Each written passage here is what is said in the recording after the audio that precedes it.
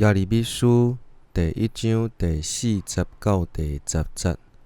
上主对我讲：我也未予你伫母胎成形以前，已经经你；你也未生出来以前，就甲你分别做圣，选立你做列国的先知。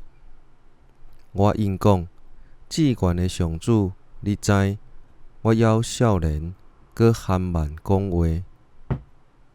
毋过，上主对我讲：你毋通讲你少年，我甲你派去倒位，你就去；叫你讲甚物，你就讲。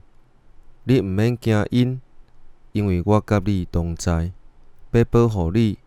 我上主安尼宣布。上主就伸手摸我的喙，对我讲：现在我将我的话下伫你的喙里。我今仔日授权予你伫列国万民做拔出甲拆毁、破坏甲推翻、重建甲栽种的工作。